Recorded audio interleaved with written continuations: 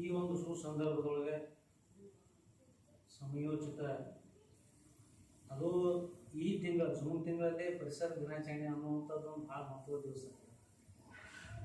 June 6 ಪರಿಸರ ದಿನಾಚರಣೆಯನ್ನು ಮಕ್ಕಳಿಗೆ ತಿಳಿಸಿ ಹೇಳಿ ಪರಿಸರ ಅದರಿಂದ ಏನು ಲಾಭ ಆಗ್ತೈತಿ ಸಾಲಿ ಒಳಗೆ ಹೇಳಿ ಭಯ ಆಗ್ತದೆ.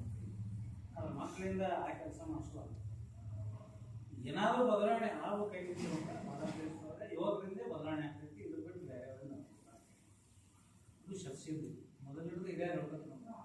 ಯಾಕಂದ್ರೆ ಶಕ್ತಿ ಇರ್ತೈತಿ ಯುವಕರು, ಅದೊಂದು ಒಗ್ಗಟ್ಟು ಇರ್ತೈತೆ ಅವ್ರಿಗೆ. ಅದಕ್ಕಾಗಿ ಅವರಿಂದಲೇ ಏನಾದರೂ ಬದಲಾವಣೆ ಅದು ಆಗ್ತದೆ. ಕೆಲವೊಂದು ಸ್ವಲ್ಪ ಟೈಮ್ ತಗೋತೀವಿ, ಒಮ್ಮೆ ಆಗೋದು. ಯಾಕೆ ಆಗೋದಿಲ್ಲಪ್ಪ ಅಂದ್ರೆ ಕೆಲವೊಂದು ಅಡೆತಡೆಗಳು ಭಾಳ ಬರ್ತಾವೆ. ಒಳ್ಳೆಯ ಕೆಲಸಕ್ಕೆ ವಿಘ್ನಗಳು ಭಾಳ ಇರ್ತಾವೆ, ಭಾಳ ಅಂತದ ವಿಘ್ನಗಳು.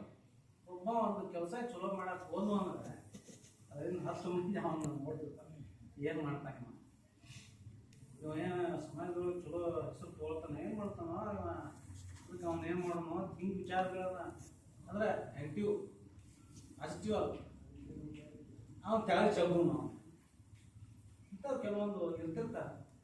ಆದರೂ ಅವ್ರಿಗೆಲ್ಲ ತಿಳಿಸಿ ಹೇಳೋದು ಅದು ನಮ್ಮ ಧರ್ಮ. ಅವ್ರಿಗೆ ಇರಲಿ, ಅವರು ಆ್ಯಕ್ಟಿವಿಟಿ ಮಾಡ್ತಿರ್ತಾರೆ.